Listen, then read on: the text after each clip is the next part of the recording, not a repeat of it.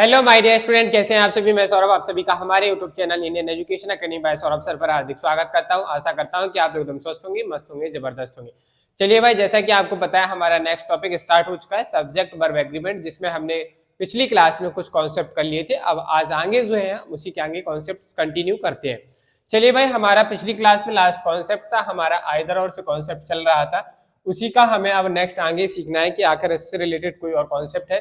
तो जी हाँ, बिल्कुल कॉन्सेप्ट है। अब हमारा आता है नेक्स्ट, क्या आता है, नाइदर नॉर। क्या आता है, इसी तरीके से हमारा नाइदर, नाइदर के साथ एक हमारा यहाँ पे सब्जेक्ट आएगा। इस सब्जेक्ट के बाद आपको बाद में नॉर देखने को मिलता है। नॉर के बाद हमारा फिर से एक सब्जेक्ट आता है। जब भी यहाँ सब्जेक्ट आएगा फिर हमें यहाँ पे वर्ब लिखनी होती है। तो जो जब भी वर्ब आएगी तो वो नॉर के बाद यहाँ पे जो सब्जेक्ट होता है, इस सब्जेक्ट के अकॉर्डिंग ही वर्ब आएगी। अब अगर सिंगुलर सब्जेक्ट है तो सिंगुलर वर्ब आएगी, अगर प्लूरल सब्जेक्ट है तो हमारी क्या आएगी, प्लूरल वर्ब आएगी। समझ में आई बात, प्लूरल वर्ब आती है। और बाकी जो भी हमारा स्टेटमेंट दिया है वो चीजें हमारे स्टेटमेंट में हमें देखने को मिलती है। अगर हम बात करें कि इनकी पोजीशन का कैसे एरर बनता है उसको समझिए। हाँ, जैसे यहाँ सब्जेक्ट के बाद, यहाँ नाइदर के बाद सब्जेक्ट आया है तो यहाँ पे भी नॉर से पहले, सब्जेक्ट से पहले नॉर आना चाहिए या नॉर के बाद सब्जेक्ट आना चाहिए। अगर ऐसा नहीं होता है तो भी हमारा क्या होगा, आंसर में क्वेश्चन में एरर माना जाता है। चलो भाई, समझते हैं with the help of example कि आखिर कैसे हमारा क्वेश्चन पूछा जाता है, कैसे एरर बनेगा। जैसे मैंने कहा नाइदर, नाइदर राम। अब आपको बताना है यहाँ क्या आना चाहिए, और neither Ram nor his friend, nor his friend, nor his friend is ready,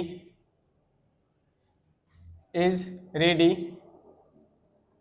for this work। क्या लिखा भाई मैंने लिखा नाइदर राम और या nor his friend is ready for their work. हमने ये स्टेटमेंट लिखा। इस स्टेटमेंट में हमें समझना है कि नाइदर के साथ क्या आता है, पहले हम इसको समझते हैं।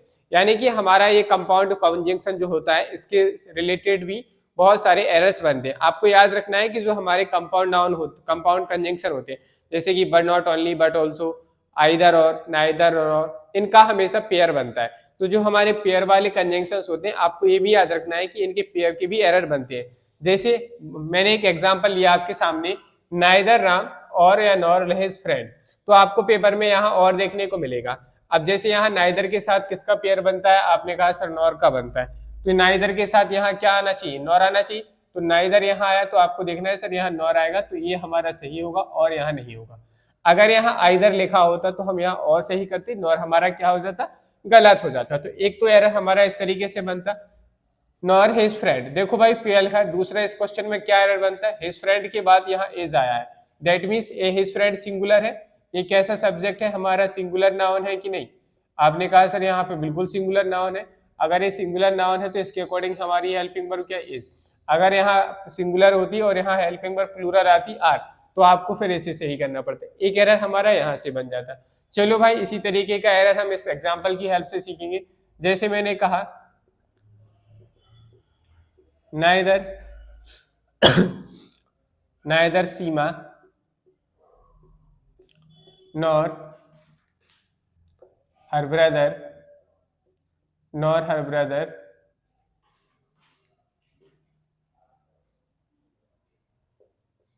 वेंट आना चाहिए या गो देयर। मैंने स्टेटमेंट लिखा neither Seema nor her brother went या गो देयर। आपको बताना है या वेंट या गो में से क्या आएगा। मैं अभी आपको ऑलरेडी बता रहा हूं कि एरर यहाँ बनेगा। क्वेश्चन में ऐसा नहीं बताया जाएगा कि ये एरर है भाई, इसमें से बताओ क्या आना है। क्वेश्चन में एरर फाइंड आउट करने के लिए आता है, आपको खुद ढूंढना पड़ेगा कि कहाँ एरर है। चलो क्या लिखा, जैसे मैंने लिखा neither Seema nor her brother. चलो भाई यहाँ देखो, नाइदर सीमा से पहले नाइदर आया, ठीक है, हर ब्रदर से पहले नॉर आया, ठीक है, कोई दिक्कत नहीं है पोजीशन की। फिर लिखा वेंट या गो देयर, ना ही सीमा और ना ही उसका भाई वहां नहीं गए थे। तो भाई यहाँ पे प्लूरल फॉर्म का सेंस आ रहा है। अगर हमारे बात यहाँ डायरेक्ट सिंगुलर सब्जेक्ट लिखा है, आप थोड़ा सा भी कॉमन सेंस लाएंगे तो भी आप इसको कर सकते हैं। यहाँ देखो क्या लिखा है, हर ब्रदर, क्या लिखा है, हर ब्रदर, और ये हमारा कैसा सब्जेक्ट है, आपने कहा सर सिंगुलर सब्जेक्ट हो गया। कैसा बन रहा है भाई, सिंगुलर है। सिंगुलर है तो सिंगुलर के साथ कभी भी गो नहीं आती। गो आती है क्या, नहीं आती। तो ये तो सर गलत हो गया।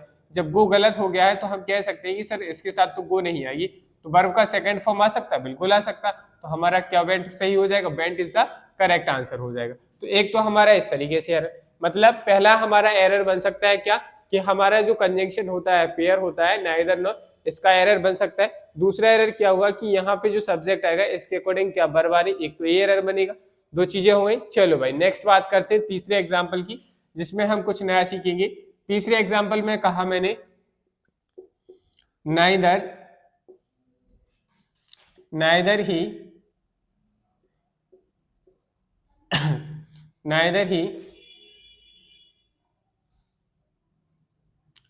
nor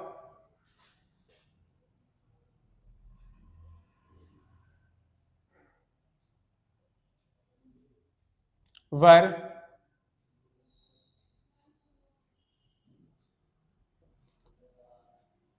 going there, neither he nor were going there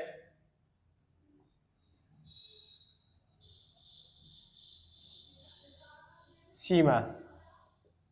क्या लिखा मैंने लिखा है neither he nor were going there, वहां कोई नहीं गया था, वहां कोई नहीं गए जा रहे थे सीमा। तो ये हमारा आया। तो देखो आपने क्या लिखा, आपने कहा सर ये सीमा जो आया है गलत जगह है। अगर हम बात करें यहाँ से, देखो इसमें हमें इंप्रूवमेंट की लिया था, नॉर के बाद यहाँ क्या आना चाहिए था, सब्जेक्टिव केस आना चाहिए था। लेकिन गलती यहाँ नहीं, गलती इस पार्ट में है कि सीमा यहाँ आया, सीमा को यहाँ नहीं, कहाँ होना चाहिए था, यहाँ होना चाहिए था। तो हमें इसका सही इंप्रूवमेंट करने को आएगा तो हम क्या करेंगे, तो हमें लिखना होगा नाइदर ही, नाइदर के बाद ही आया तो नॉर के बाद क्या आना चाहिए था, सीमा आना चाहिए, सब्जेक्टिव केस आना चाहिए। तो हम क्या लिखेंगे, नाइदर ही नॉर सीमा। अब देखो भाई यहाँ वर नहीं वॉज कर लो फिर, क्योंकि सिंगुलर है तभी तो सही बनेगा। क्या आएगा, सीमा वॉज गोइंग देयर। तो एक तो हमारा पोजीशन से रिलेटेड भी इनका एरर बनेगा। तो इस तरीके से हमारे इस एक कॉन्सेप्ट से तीन तरीके से एरर बन सकता है। आपको जब भी ऐसा क्वेश्चन आता है तो इन क्वेश्चन को रीड करते समय आपको याद रखना है कि इन तीनों में से कोई भी एक एरर बन सकता है। आप फटाफट से उसको चेक करते चले जाएंगे और अपना आंसर फाइंड आउट करने की कोशिश करेंगे। चलो भाई एक और एग्जाम्पल लेते हैं, आपको बताना है कि आखिर इसमें कोई एरर है या नहीं, अगर है तो कहाँ है और किस चीज में है। जैसे मैंने कहा neither the students nor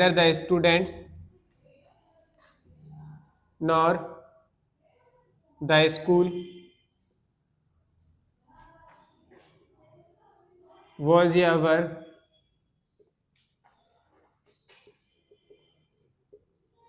interested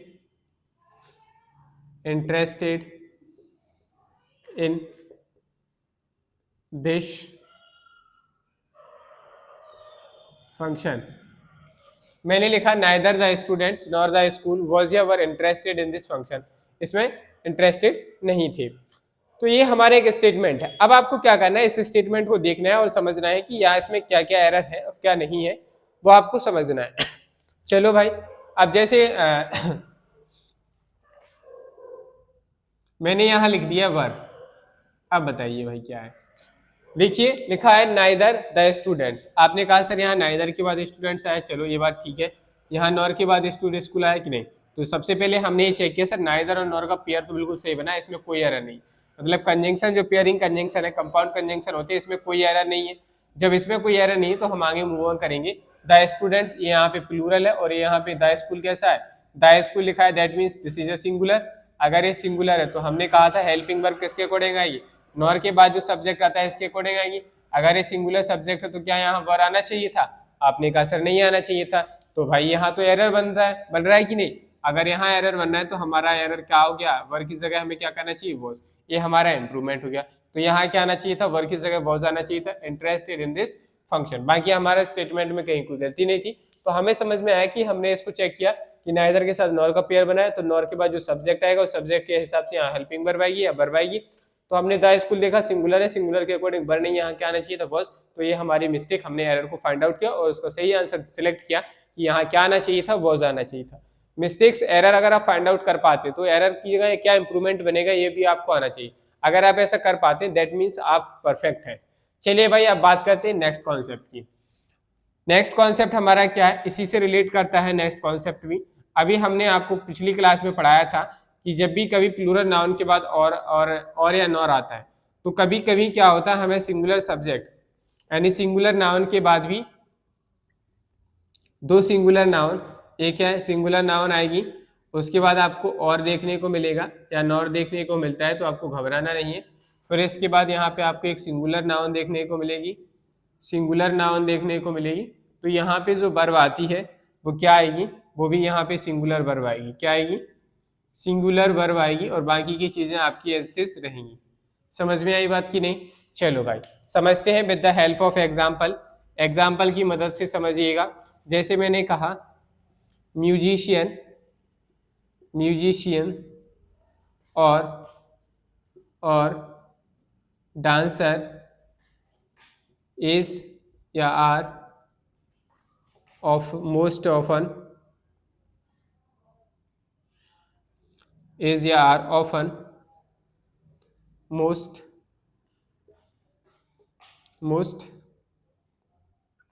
appreciated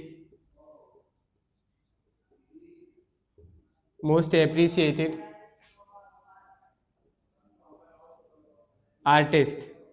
क्या लिखा भाई मैंने? लिखा म्यूजिशियन और डांसर इज या are often most appreciated artist. ये बहुत क्या है, मोस्ट एप्रिसिएटेड आर्टिस्ट है। अब हमने लिखा है यहाँ पे, देखो क्या लिखा है, म्यूजिशियन आया है। क्या आया है? म्यूजिशियन। एक हमारा कैसा है, सिंगुलर है। कैसा है? सिंगुलर को हम ऐसे करके लिखेंगे, सिंगुलर नाउन है, ये हमारी सिंगुलर नाउन है। यहाँ पे और आया, यहाँ पे भी क्या आया है, सिंगुलर नाउन है। कैसी आई है हमारी? Singular noun. जब सिंगुलर नाउन यहाँ और आता है, इन दोनों में से किसी एक चीज की बात हो रही, और हमेशा सिलेक्शन चूज करने के लिए यूज होता है, कंपैरिजन कर रहे हैं इन दोनों में से। तो जो भी हमारी नाउन है, यहाँ क्या है, सिंगुलर आया, तो इसके अकॉर्डिंग क्या आनी चाहिए, इज। तो यहाँ सही क्या बनेगा, इज बनेगा। आर हमारा क्या हो जाएगा, रॉन्ग हो जाएगा। तो इस तरीके का एरर भी हमारा इस कॉन्सेप्ट से बेस्ड क्या बनता है कि सिंगुलर नाउन आएगी, सिंगुलर नाउन दोनों आ रहे हैं, तो यहाँ पे भी हमारी हेल्पिंग वर्ब कैसी आएगी, सिंगुलर हेल्पिंग वर्ब आएगी। समझ में आई बात? यहाँ प्लूरल वर्ब नहीं आती है, आर गलत हो जाएगा, इसलिए हमारा ये बाकी फिर से आंसर जो क्या हो गया, एकदम करेक्ट हो गया। बताओ भाई इसमें किसी को कोई डाउट नहीं है ना? चलो भाई नेक्स्ट एग्जाम्पल की बात करते हैं इसी में। एग्जाम्पल नंबर 2, जैसे मैंने कहा राहुल और कविता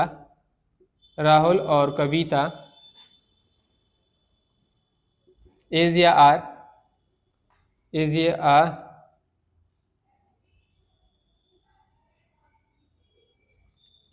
बेस्ट प्लेयर।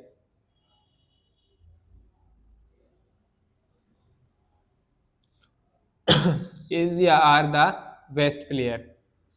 चलिए भाई बताइए इसमें हमारा क्या आंसर बनेगा। मैंने लिखा है राहुल और कविता इज या are the best player. Next अगर हम बात करें नेक्स्ट एग्जांपल की, मैंने कहा ही नॉर आई एम या इज या are ready to participate, is या are ready to participate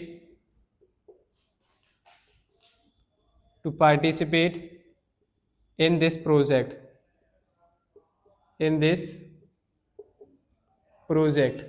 देखिए भाई मैंने दो स्टेटमेंट्स लिखी, राहुल और कविता इज या आर द बेस्ट प्लेयर। आपको बताना है इन दोनों में से क्या आएगा। तो आपने देखा यहाँ क्या लिखा है, राहुल और कविता, दोनों सिंगुलर है, तो यहाँ आपको ये देखना और के बाद क्या है, कविता। कविता कैसी, सिंगुलर है, तो इसके अकॉर्डिंग क्या आएगी, सिंगुलर एज आएगी। आर हमारा क्या हो जाएगा, गलत हो जाएगा, बाकी हमारा सब कुछ सही है। चलिए भाई इसमें देखा है ही नॉर आई। जब भी ऐसा केस आता है आपको हमेशा जो नॉर आता है और आता है, उसके बाद जो सब्जेक्ट होता है उस सब्जेक्ट के बेसिस पे ही आपको क्या करना है, हेल्पिंग वर्ब लगानी। जरूरी नहीं है कि हमारे कॉन्सेप्ट, आपको ऐसा भी मिल सकता है यहाँ सिंगुलर सब्जेक्ट है और यहाँ पे प्लूरल सब्जेक्ट आएगा, नॉर के बाद प्लूरल सब्जेक्ट भी आ सकता है, तब आपको यहाँ प्लूरल हेल्पिंग वर्ब टिक करनी होगी। तो ऐसा नहीं है कि सिंगुलर आएगा प्लूरल, एक सिंगुलर आएगा एक प्लूरल आएगा। आपको देखना है कि पहले नॉर के बाद प्लूरल आया तो प्लूरल हेल्पिंग वर्ब आएगी, सिंगुलर आया तो सिंगुलर हेल्पिंग वर्ब आएगी या वर्ब आएगी। समझ में आई बात? चलो भाई तो यहाँ क्या लिखा आता है, ही नॉर आई। आप बताइए कि यहाँ ही के अकॉर्डिंग एज आएगा कि आई के अकॉर्डिंग एम आएगा कि आर आना चाहिए। तो आपने देखा, हम जानते हैं I am ready to participate in this project, मैं तैयार हूँ। तो भाई आई के साथ हमेशा एम आता है, इसलिए यहाँ आई के अकॉर्डिंग क्या आएगा, एम सही हो जाएगा। यहाँ एस भी गलत है, आर भी गलत है, और ये हमारा क्या बन जाएगा, एक सही बेहतरीन सा एरर बनकर तैयार हो जाएगा। समझ में आई बात? चलो, जैसे मैं बात कर रहा था अभी आपको जिस तरीके से बताने की, मैं एक एग्जांपल बता देता हूँ। मैंने लिखा सी और हर फ्रेंड्स, सी और हर फ्रेंड्स, सी और her friends was going to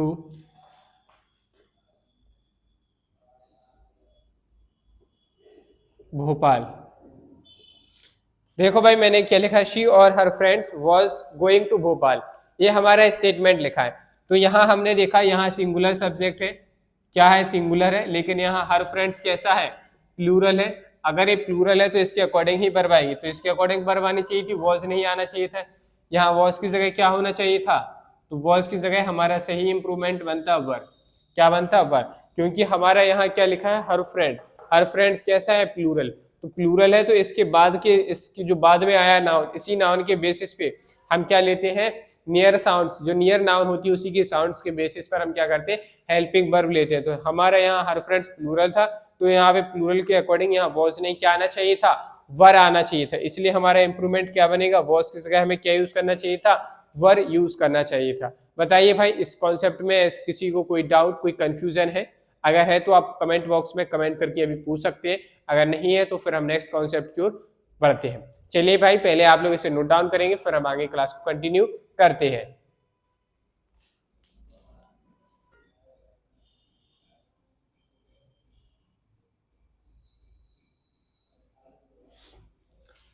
चलिए भाई, नेक्स्ट कॉन्सेप्ट की बात करते हैं। नेक्स्ट कॉन्सेप्ट हमारा है the principle of proximity.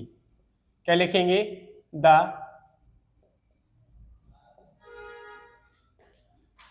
Principle of proximity.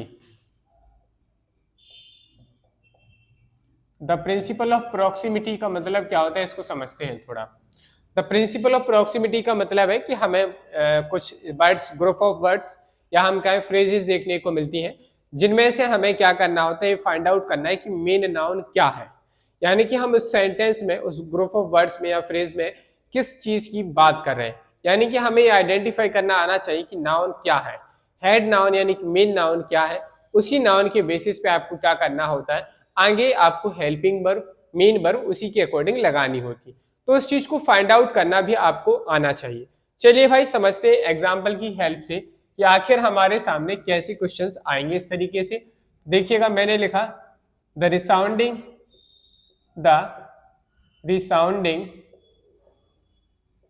And rhythmic, the resounding and rhythmic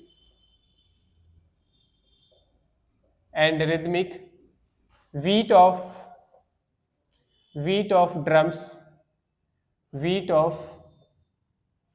drums was your word, drums आपको बताना है यहाँ क्या आएगा, मेक या मेक्स, ड्रम्स मेक या ड्रम्स मेक या मेक्स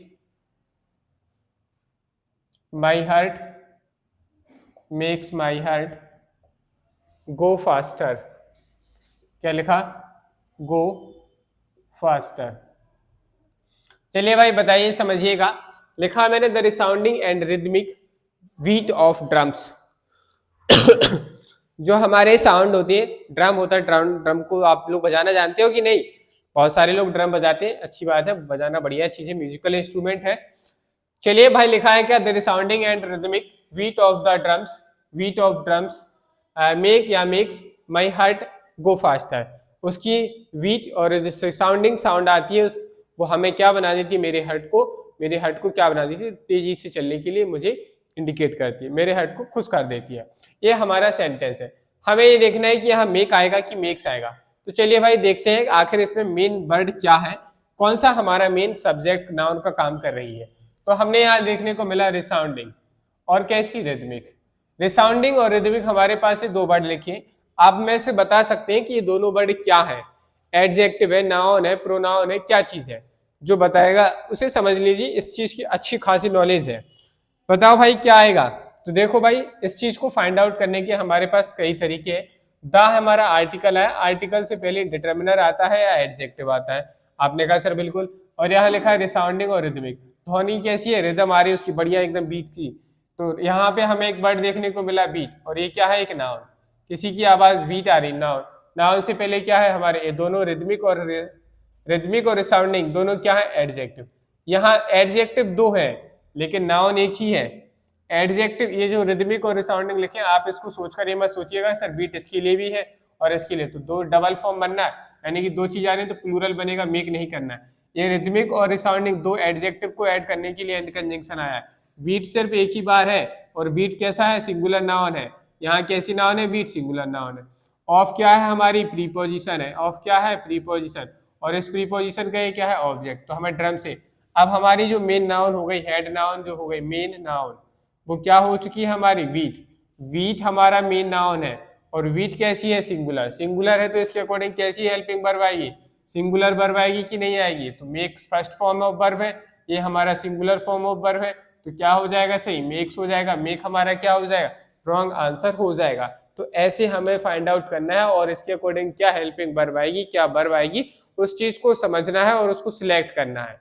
समझ में आई बात। चलो भाई अब हम इसी तरीके से नेक्स्ट एग्जांपल की बात करते हैं। जैसे मैंने कहा, मैंने क्या कहा, द स्टेज ऑफ, मैंने कहा the stage of a 1000 metre the stage of 1000 meter climb was ever tough. This is the statement.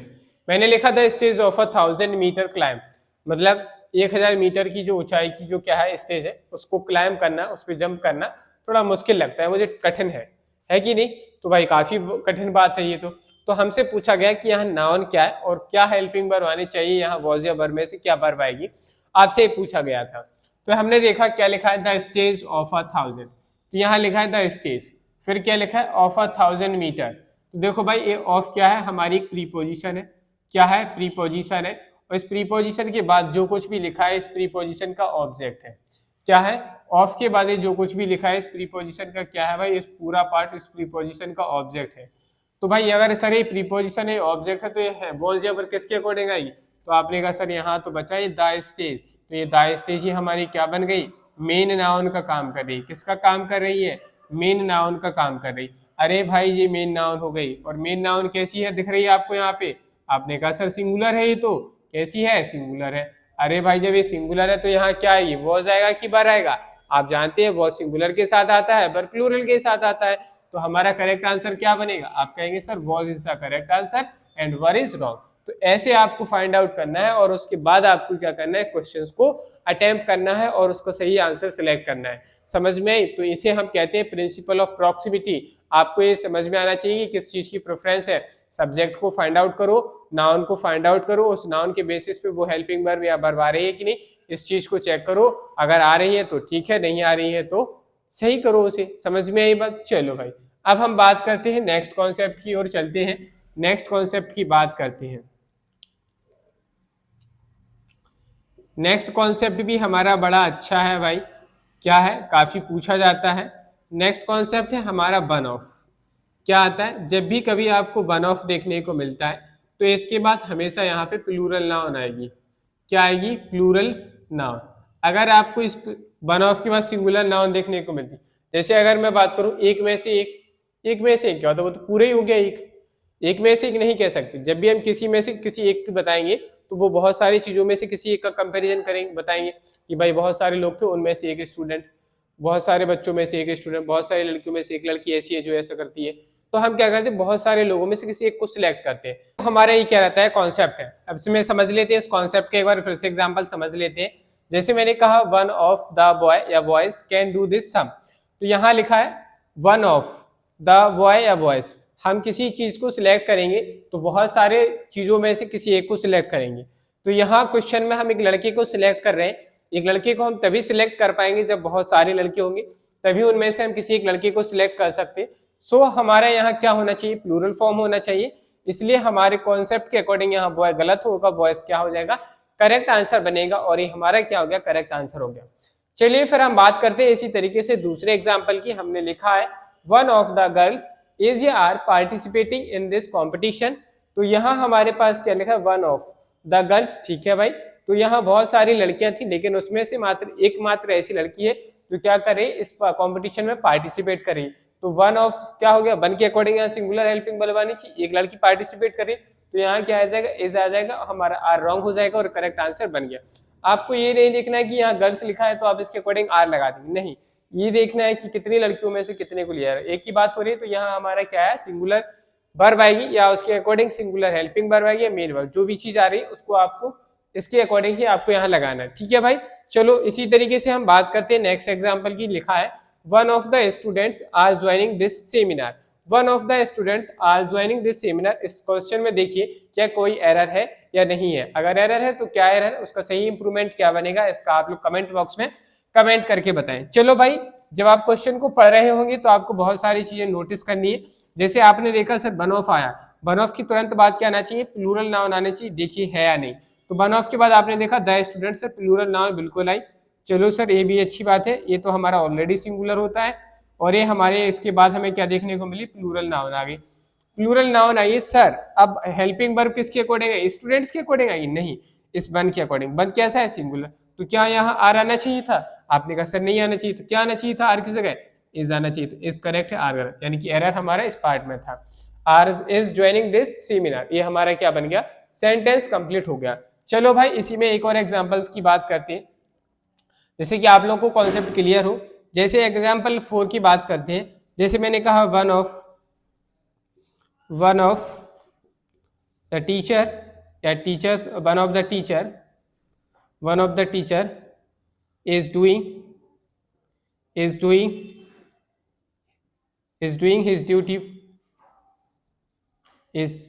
duty, मैंने लिखा one of the teacher is doing his duty. चलिए भाई बताइए आपको क्या करना है कि इसमें क्या एरर है, अगर कोई एरर है तो कहाँ एरर है, क्या एरर है समझिए।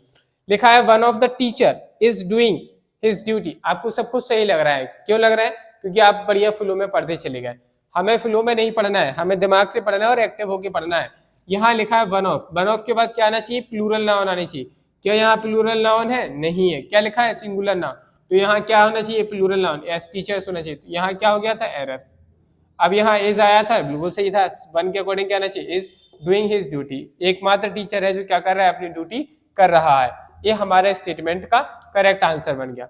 चलो भाई नेक्स्ट एग्जाम्पल की बात करते हैं, एग्जाम्पल नंबर 5। जैसे मैंने कहा one of the players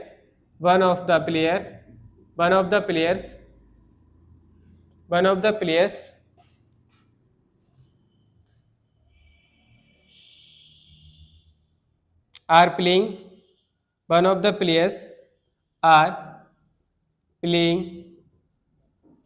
playing well in this series।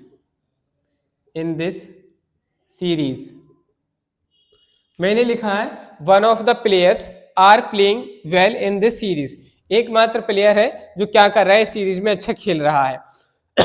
इस सीरीज में अब हमारे सामने स्टेटमेंट दिया है, आपको देखना है कि इसमें से क्या एरर है। तो चलो भाई समझते हैं क्या एरर है। लिखा है one of the players, one of के बाद क्या है, प्लूरल नाउन है, बिल्कुल सही बात। ओ हो भाई यहाँ क्या आ गया, आर, क्या यहाँ आर आना चाहिए था, प्लेयर्स के अकॉर्डिंग आ रहेगा, नहीं सर, यहाँ एक प्लेयर्स की बात हो रही है, वन प्लेयर के अकॉर्डिंग क्या आना चाहिए, आर की जगह इज आना चाहिए तो इसकी जगह इंप्रूवमेंट क्या बनता, आर की जगह हमें क्या लिखना था, इज। तो हमारा एरर हेल्पिंग वर्ब का एरर बन गया कि नहीं, तो हमें लिखना क्या था यहाँ पे, is playing well in this series, एकमात्र प्लेयर है जो क्या कर रहा है, इस सीरीज में सबसे अच्छा खेल रहा है। समझ में आई बात। तो इस तरीके के हमारे इस कॉन्सेप्ट से बेस्ड एरर बनते। आशा करता हूँ कि आप लोगों के कॉन्सेप्ट समझ में आ गया होगा। अगर कॉन्सेप्ट समझ में आ रहा है तो फटाफट से वीडियो को लाइक कर दो और वीडियो को अपने फ्रेंड्स के साथ भी शेयर कर दो कि अच्छे से अच्छे कॉन्सेप्ट सीख ले, पेपर में जरूर आते हैं। चलिए भाई नोट डाउन करेंगे, फिर हम आगे क्लास को कंटिन्यू करते हैं। चलिए भाई नेक्स्ट कॉन्सेप्ट की ओर चलते हैं और सीखते हैं कि हमारा नेक्स्ट कॉन्सेप्ट क्या है। नेक्स्ट कॉन्सेप्ट भी हमारा बहुत बढ़िया है। देखिए भाई, बहुत पूछा जाता है पेपर में और अक्सर स्टूडेंट्स जो इस कॉन्सेप्ट को गलत करते हैं। देखिए भाई, यहाँ पे एक सब्जेक्ट आएगा, क्या आएगा, एक सब्जेक्ट आएगा। इसके बाद आपको कुछ वर्ड देखने को मिलते हैं, जैसे कि हमारा हुआ एक अलोंग विथ, क्या हुआ, अलोंग विथ हुआ, ठीक है। इसी की जगह पे आपको एज वेल एज भी देखने को मिलता है, एज वेल एज, और आपको एक वर्ड देखने को मिलता है विथ। ये 3 वर्ड ऐसे हैं जो इस सब्जेक्ट के बाद आपको देखने को मिलते हैं। अगर ये 3 वर्ड आपको इस सब्जेक्ट के बाद देखने को मिलते हैं तो आपको घबराना नहीं है। इसके बाद भी यहाँ कोई सब्जेक्ट आता है या नाउन आए, हम कहें सिंगुलर भी हो सकती है, प्लूरल भी हो सकती है। क्या आएगा, सिंगुलर भी हो सकती है, प्लूरल भी हो सकती है। अब यहाँ बात करते हैं कि कैसी वर्ब आएगी, सिंगुलर वर्ब आएगी, सिंगुलर या प्लूरल वर्ब क्या आना है, सिंगुलर या प्लूरल वर्ब आएगी प्लस एस्टेस। देखिए भाई, समझने वाली बात क्या है, अगर ये सब्जेक्ट जो है यहाँ, अगर ये सिंगुलर है, कैसा है, सिंगुलर है, तो यहाँ पे जो हमारी वर्ब आएगी, अगर ये सिंगुलर है तो यहाँ पे हमारी जो हेल्पिंग वर्ब आएगी वो सिंगुलर आएगी। अगर ये सब्जेक्ट प्लूरल है तो यहाँ पे फिर हमारी हेल्पिंग वर्ब कैसी आएगी, प्लूरल वर्ब आएगी। चाहे वो प्लूरल हेल्पिंग वर्ब हो या मेन वर्ब हो, उस हिसाब से हमें लगाना है। बात करें हम कि हमें ये देखना है कि ये सब्जेक्ट क्या है। इन वर्ड से पहले along with, as well as और विथ से पहले जो सब्जेक्ट दिया है, अगर वो सिंगुलर है तो आप सिंगुलर हेल्पिंग वर्ब यूज करेंगे। अगर वह सब्जेक्ट प्लूरल है तो आप उसके अकॉर्डिंग प्लूरल हेल्पिंग वर्ब या प्लूरल वर्ब यूज करेंगे। जो भी वहां आ रहे होगा आप उसको यूज करेंगे। समझ में आई बात? चलो अब हम बात करते हैं हमारे कॉन्सेप्ट के एग्जाम्पल्स की ओर। चलिए बात समझते हैं एग्जाम्पल की हेल्प से। मैंने कहा Arif along with his friend, along with his, Arif along with his friends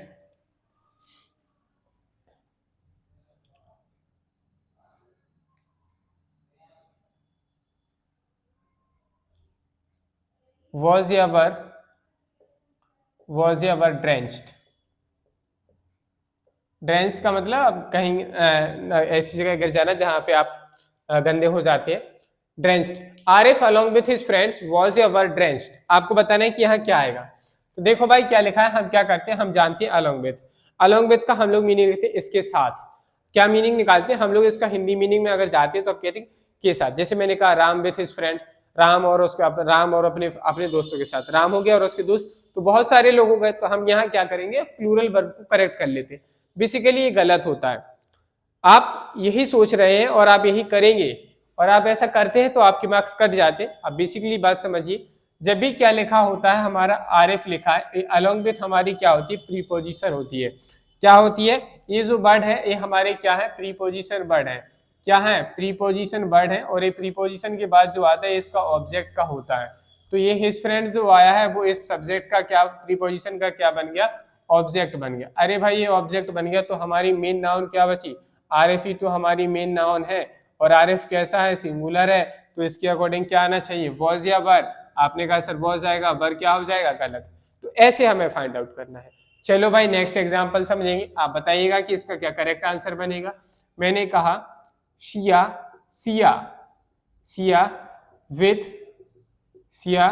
with her brother, Sia with her brother have come। देखो भाई क्या लिखा है मैंने, Sia with her brother have come। बताइए क्या इसमें कोई एरर है, अगर है तो क्या है। तो हमने यहाँ देखा सिया कैसा शब्द है, सर सिंगुलर है। क्या है भाई, सिंगुलर है, किसी को कोई डाउट इसमें। ये विथ प्रीपोजिशन है हमारी, और ये प्रीपोजिशन है तो इस प्रीपोजिशन का ऑब्जेक्ट क्या बनेगा, हर ब्रदर। चलो भाई ये इसका ऑब्जेक्ट बन गया। अरे भाई ये ऑब्जेक्ट बन चुका है तो यहाँ सिया तो बचा सिंगुलर, तो मेन नाउन हमारी क्या बन गई, सिया बन गई। मेन नाउन क्या हो गया, सिया हमारा मेन नाउन बन गई। अगर ये मेन नाउन है, सिंगुलर है, तो सिंगुलर के अकॉर्डिंग हैव आना चाहिए था, नहीं आना चाहिए था। तो ये क्या बन गया, हमारा एरर बन गया। तो अगर हम बात करें इसकी इंप्रूवमेंट की, तो हैव की जगह क्या आना चाहिए था, हैज आना चाहिए था कि नहीं, हैव। ये हमारा एरर बन गया क्योंकि सिया सिंगुलर है तो सिया के अकॉर्डिंग हैव नहीं आएगा। नेब नहीं आएगा तो क्या आना चाहिए, इंप्रूवमेंट बताओ क्या है। तो हमने कहा सर हैव की जगह हमें क्या लगाना चाहिए था, हैज लगाना चाहिए था। हमारा क्या बन जाएगा, इंप्रूवमेंट बन के हमने एरर भी फाइंड आउट कर लिया। चलो भाई नेक्स्ट बात करते हैं। नेक्स्ट एग्जाम्पल की अगर हम बात करें, एग्जाम्पल नंबर 3, मैंने कहा सुमन as well as Suman as well as his relatives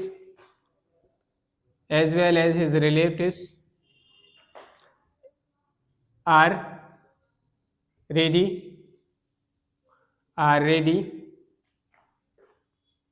to marriage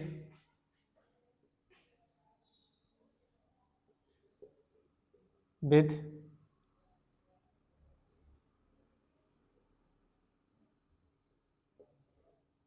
him. Suman as well as his relatives are के बाद यहाँ एक चीज और लिख लो, are ready to marriage with him, उससे शादी कराने के लिए तैयार हो गए. Suman as well as his friends as well as his relatives are ready to marriage with him, उससे शादी करने के लिए तैयार हो गए. भाई इतना नहीं लिखो, इसको सेंटेंस को थोड़ा सही कर लो, मीनिंग थोड़ा सही नहीं बनना इसका. Relatives, Suman as well as his relatives are ready for picnic, are ready for picnic. देखिए भाई मैंने लिखा है Suman as well as his relatives are ready for picnic. Picnic के लिए सुमन और सुमन के रिश्तेदार तैयार हो चुके हैं, तैयार है. चलो भाई, Suman as well as his relatives, तो यहाँ आर आना चाहिए था. अरे सर बिल्कुल सही है, रिलेटिव्स है सर, प्लूरल फॉर्म है, सही है. गलत है भाई, यहाँ आर नहीं आना चाहिए था. आपको याद रखना है यहाँ पे क्या आया, एज वेल एज. आपने सोचा कि सर सुमन और सुमन के रिश्तेदार सभी लोग जा रहे हैं, तो वो तो प्लूरल फॉर्म हो गए. प्लूरल फॉर्म हो गया तो हमारा आंसर क्या आना चाहिए, प्लूरल वर्ब आनी चाहिए क्या? नहीं, यहाँ एज वेल एज हमारा प्रीपोजिशन का काम करता है. इसके साथ बात सिर्फ सुमन की चल रही है कि सुमन और तो यहाँ हेल्पिंग वर्ब भी मेन सब्जेक्ट के अकॉर्डिंग आती है, मेन नाउन के अकॉर्डिंग आई. तो सुमन हमारी क्या है, ये हमारी क्या है, मेन नाउन है. और भाई यही मेन नाउन सब्जेक्ट का काम करेगी, तो इसके अकॉर्डिंग यहाँ क्या आना चाहिए, इसके अकॉर्डिंग सर यहाँ आर नहीं, क्या होना चाहिए था, एस. तो ये एरर क्या बना, आर की जगह क्या आना चाहिए था, इम्प्रूवमेंट क्या हो जाएगा, एस. और ये हमारा क्या बन गया, आंसर हो गया. बताओ भाई इस कॉन्सेप्ट में अब किसी को कोई डाउट है, कोई कंफ्यूजन है तो पूछ लीजिए, अगर नहीं है तो फिर हम आगे क्लास को कंटिन्यू करते हैं. चलो भाई अब हम बढ़ते हैं नेक्स्ट कॉन्सेप्ट की ओर. हैशटैग लिखो भाई नेक्स्ट कॉन्सेप्ट. नेक्स्ट कॉन्सेप्ट भी हमारा एक बहुत ही बेहतरीन सा कॉन्सेप्ट है. नेक्स्ट कॉन्सेप्ट क्या है इसकी बात करते हैं. नेक्स्ट कॉन्सेप्ट आपने पढ़ा होगा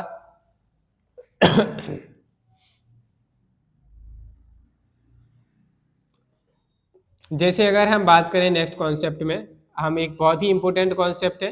जैसे हमने पढ़ा है, क्या पढ़ा है, आमेनी और मैनिया. क्या पढ़ा है हमने, आमेनी. आमेनी जो वर्ड आता है इसके बाद हमेशा यहाँ क्या देखने को मिलती है,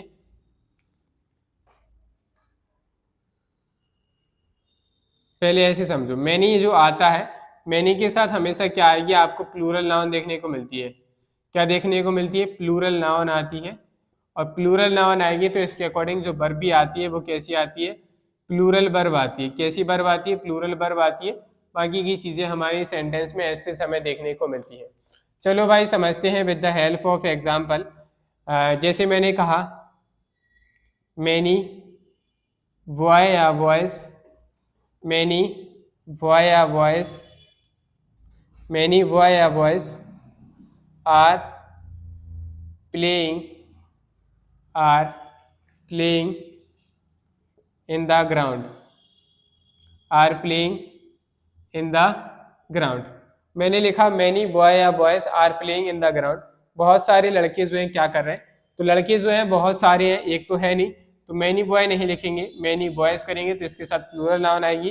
प्लूरल नाउन आई है तो इसके अकॉर्डिंग जो हेल्पिंग वर्ब आएगी वो प्लूरल आनी चाहिए थी. ऑलरेडी प्लूरल हेल्पिंग वर्ब है यहाँ पे, are playing in the ground. सही है भाई, इसमें कोई एरर नहीं. चलो भाई इसी में हम नेक्स्ट एग्जाम्पल की बात करते हैं. तो हमने कहा जैसे many students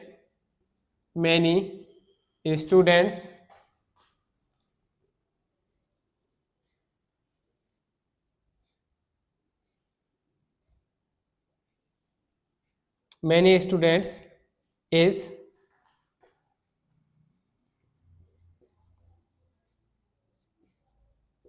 many students is complaining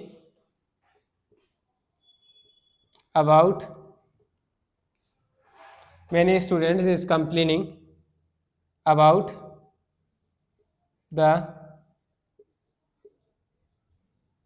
sports facility.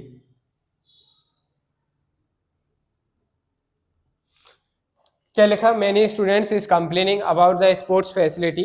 Sports की फैसिलिटी को लेकर बहुत सारे बच्चे उसके बारे में क्या कर रहे हैं? कंप्लेन कर रहे हैं। तो चलो भाई, ये तो हमें अच्छी चीज समझ में आ गई, बढ़िया क्वेश्चन है। आपको बताना है यहाँ क्या इसमें कोई एरर है, अगर है तो क्या है। तो हमने देखा यहाँ पे क्या लिखा है, मैनी स्टूडेंट्स लिखा है। क्या लिखा है? मैनी आया है, उसके बाद प्लूरल नाउन है, बिल्कुल ठीक है। जब ये आता है तो ये प्लूरल फॉर्म का काम करता है। क्या बन जाता है? प्लूरल बन जाता है। प्लूरल नाउन का काम कर रहा है, प्लूरल नाउन का काम कर रहा है, तो सर इसके साथ इज तो बिल्कुल नहीं आनी चाहिए थी। इज नहीं आनी चाहिए थी तो क्या आना चाहिए था? आर। तो आप कहते सर यहाँ इज की जगह क्या आना चाहिए था? आर आना चाहिए था, और हमारा क्या बन जाएगा? एकदम करेक्ट आंसर बन जाएगा। तो हमने देखा कि जब मैनी आता है तो मैनी के साथ प्लूरल नाउन आती है, और प्लूरल नाउन के साथ उसकी जो वर्ब आती है वो भी कैसी आती है? प्लूरल वर्ब देखने को मिलती है। प्लूरल वर्ब हमें देखने को मिल रही है, तो यहाँ क्या आना चाहिए था? Many students. इज नहीं, क्या आना चाहिए था? आर आना चाहिए। तो इसका इंप्रूवमेंट क्या बनेगा? आर। तो ये था हमारा एक और कॉन्सेप्ट। अब मैनी के अभी एक दो कॉन्सेप्ट और है, उनको भी हम नेक्स्ट अभी स्लाइड में कंटिन्यू कर रहे हैं। चलिए भाई फटाफट से आप लोग नोट डाउन करेंगे, फिर हम नेक्स्ट मैनी का कॉन्सेप्ट जो है कंटिन्यू करते हैं। चलिए भाई नेक्स्ट कॉन्सेप्ट को आगे कंटिन्यू करते हुए समझते हैं। जैसे मैंने कहा, हमें एक देखने को मिलता है आ मैनी। आ मैनी जब भी आता है तो इसके साथ हमेशा प्लूरल नाउन आएगी। क्या आएगी? प्लूरल नाउन आती है, और प्लूरल नाउन की आएगी तो इसके अकॉर्डिंग हमें यहाँ पे क्या यूज करना होगा? प्लूरल वर्ब यूज करते हैं, और बाकी की सारी चीज़ें सेंटेंस में हमें एज इट इज देखने को मिलती हैं। ये हमारा कॉन्सेप्ट है। इसका एग्जाम्पल की बात करते हैं। तो जैसे मैंने कहा, many boys, many boys is या are many boys is या are fighting each other, एक दूसरे से क्या कर रहे हैं? लड़ रहे हैं।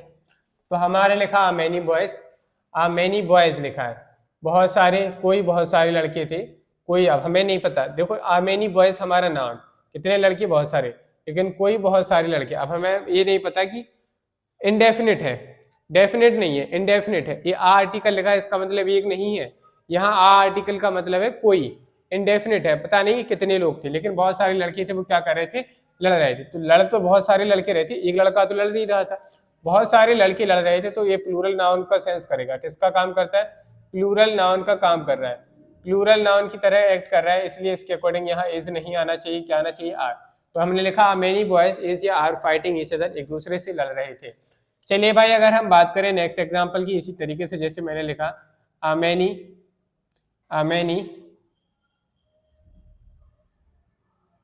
many students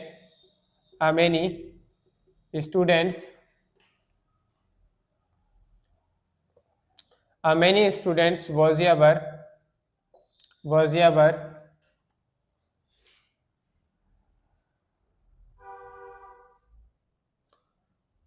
many students was ever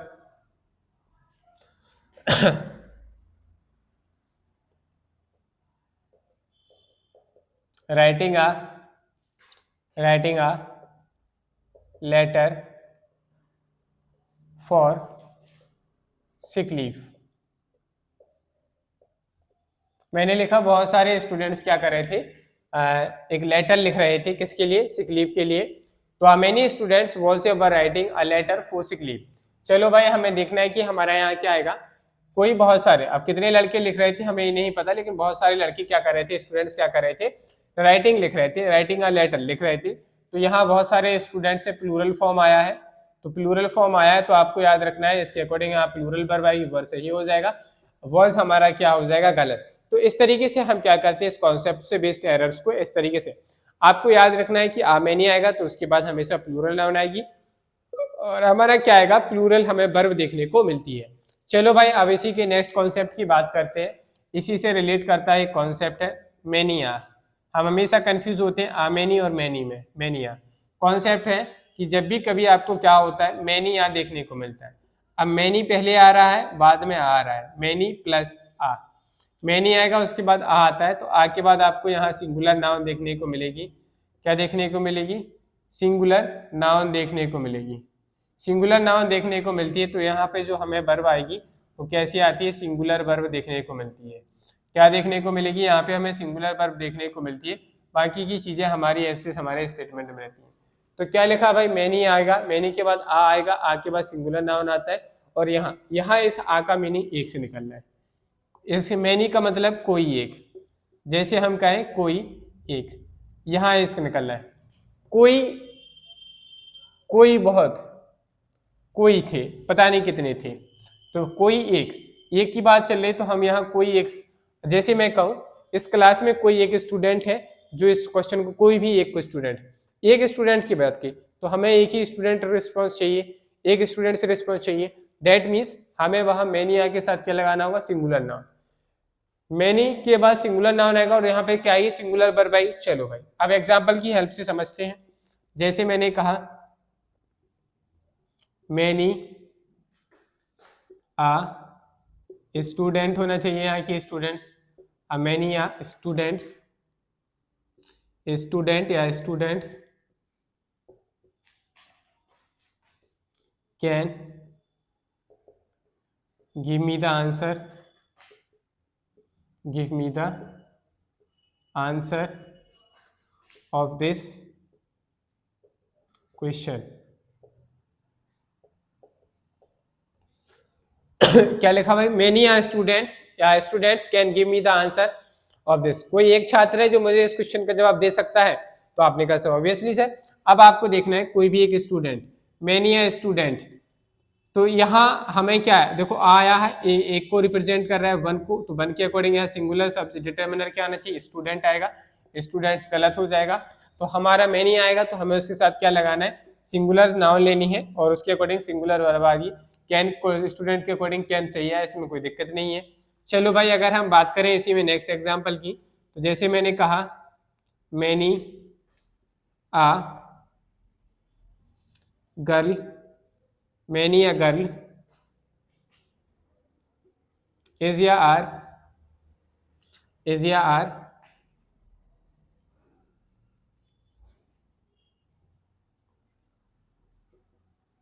as are listening music. क्या कर रही है? कोई एक लड़की है जो क्या कर रही है? गाना सुन रही है।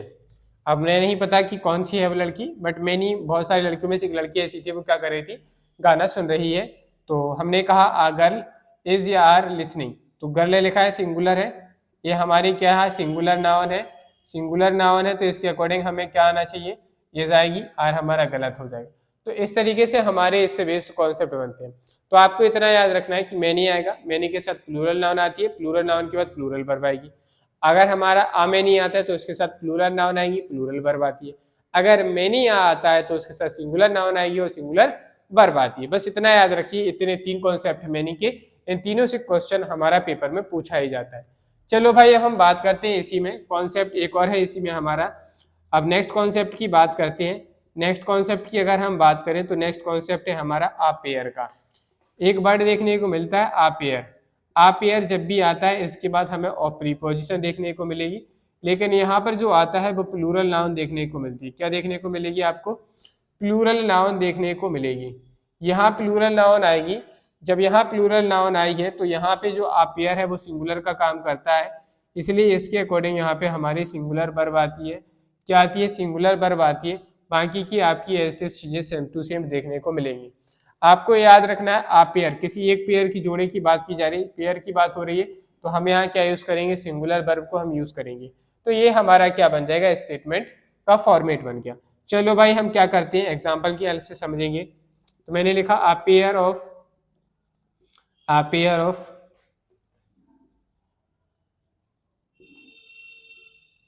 pair of spectacles,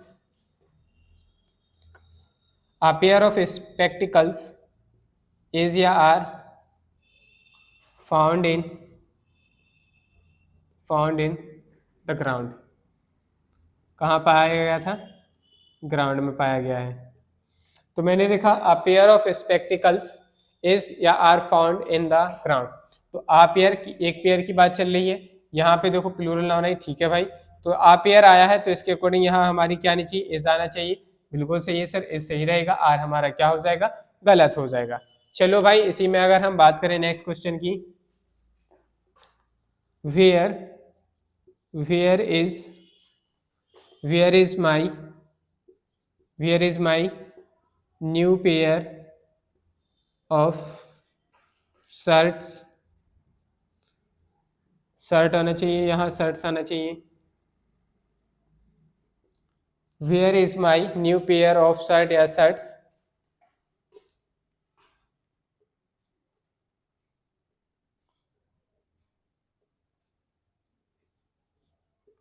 bot.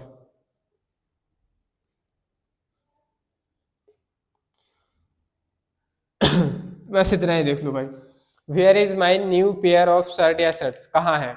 तो देखो भाई यहाँ क्या है, माई न्यू पेयर लिखा है एक, तो भाई पेयर का बनता है जब दो शर्टें आप लोगे तभी तो एक पेयर बनेगा। तो यहाँ शर्ट, एक शर्ट का पेयर बन जाएगा क्या, नहीं बनेगा। तो एक शर्ट का पेयर नहीं बनेगा, दो, एक से ज्यादा शर्ट, प्लूरल फॉर्म होना चाहिए।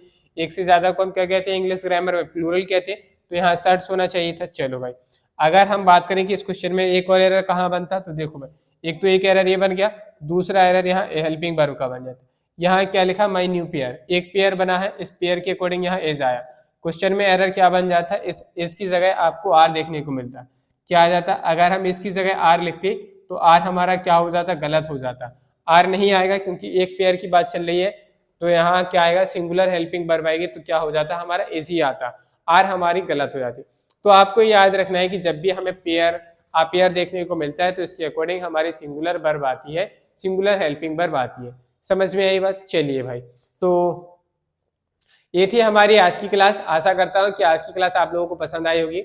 अगर क्लास पसंद आई है तो वीडियो को लाइक जरूर करें, चैनल को सब्सक्राइब करें, बेल आइकन को प्रेस करें, जिससे कि आपको हमारी आने वाली नेक्स्ट क्लासेस का नोटिफिकेशन समय पर मिलता रहे। चलिए भाई वीडियोस को अपने फ्रेंड्स के साथ भी शेयर करें, जिससे कि वो भी जुड़कर अपनी इंग्लिश ग्रामर की प्रिपरेशन को अच्छा कर सकें। चलिए भाई आज के लिए इतना ही रखते हैं, मिलते हैं कल।